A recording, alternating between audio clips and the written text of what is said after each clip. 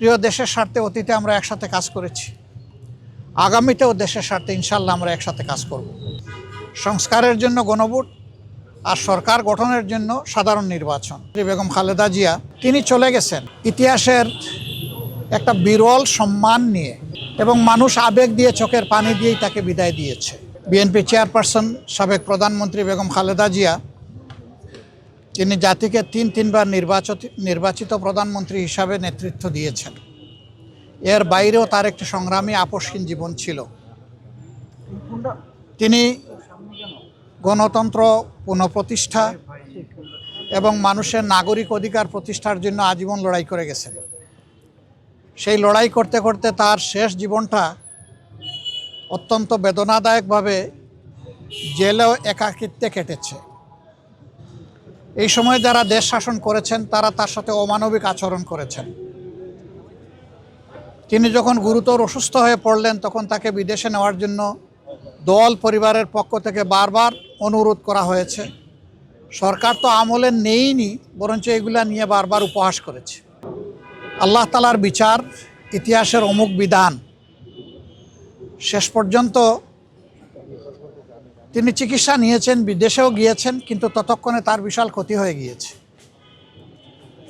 সেই যে তিনি ব্রিটেন থেকে ফিরে আসলেন, আর কিন্তু বিদেশ চিকিৎসা নিতে যাওয়ার মতো উপযুক্ত স্বাস্থ্য আর তার থাকলো না। স্বাস্থ্যটা এতটাই ভেঙে পড়ল যে শেষ চিকিৎসা তাকে দেশেই নিতে হয়েছে। এই ক্ষেত্রে আমরা তার আত্মার মাগফিরাত কামনা করি। মহান রাব্বুল আলামিনের দরবারে দোয়া করি আল্লাহ তার বান্দির উপরে রহম করুন এবং জান্নাতের সর্বোচ্চ দরজা তাকে দান করুন। ভবিষ্যৎ হোক নিরাপদ, বিনিয়োগ হোক বিশ্বস্ত, আর আমার পছন্দ সল্ট বে। ওয়েলকাম টু সল্ট বে।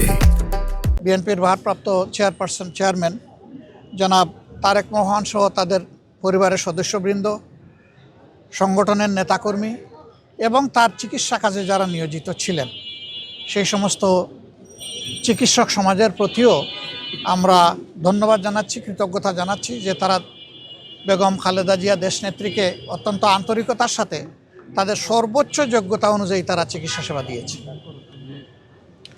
এটা আমাদেরকে অনুপ্রাণিত করে যে ভবিষ্যতে নাগরিকরা এমনটাই আমাদের দেশের চিকিৎসক সমাজের কাছে আশা করতে পারেন। তিনি চলে গেছেন ইতিহাসের একটা বিরল সম্মান নিয়ে। তার শেষ বিদায় সম্বর্ধনা অনুষ্ঠিত হয়েছে গতকাল, এবং মানুষ আবেগ দিয়ে চোখের পানি দিয়েই তাকে বিদায় দিয়েছে। এইটা তার পাওনা ছিল। উনি জাতির জন্য যে অবদান রেখেছেন, তিনি তার পাওনাটাই আল্লাহর পক্ষ থেকে পেয়েছেন। তার এই পাওনা দেখে আমরাও অনুপ্রাণিত হই। আমরাও যদি জাতির জন্য সেরকমটা অবদান রাখতে পারি, হয়তোবা এদেশের মানুষ আমাদেরকে এইরকমই একদিন বিদায় দেবে। আগামী নির্বাচন অনুষ্ঠিত হবে একই দিনে, জাতীয় সংসদ নির্বাচন এবং গণভোট। সংস্কারের জন্য গণভোট আর সরকার গঠনের জন্য সাধারণ নির্বাচন। 12 তারিখের এই নির্বাচন নির্বিঘ্ন হোক, সুন্দর হোক এবং গ্রহণযোগ্য হোক,